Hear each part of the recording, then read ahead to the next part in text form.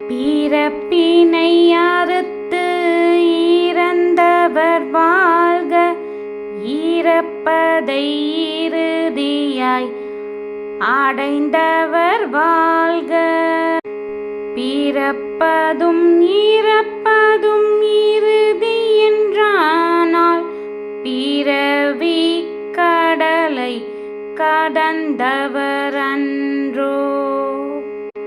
மரணத்தை மனதிற்கு மதிப்பிட செய்க, மரணத்தை அடையவே வாழ்வதை உணர்க. மரிக்கும் முன் வாழ்வதை மதிப்புடன் செய்க, மரித்த பின் பயணத்தை தருவதை உணர்க. பிறவி உண்டென்று உண்மையில் அறிக, பிறப்பின் நோக்கம் ஆனந்தம் என்க.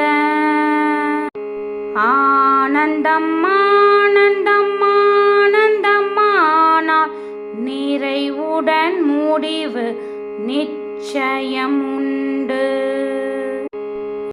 ஏழ்மையும் வறுமையும் இயற்கையில் இல்லை, ஏற்ற தாழ்வுகள் அறிவின் தொல்லை.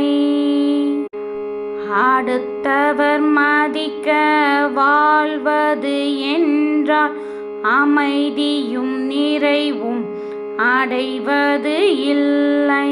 நிறைவுடன் வாழ்வதை நடைமுறை கொண்டால், முக்தியை அடைவது உறுதி என்றாகும்.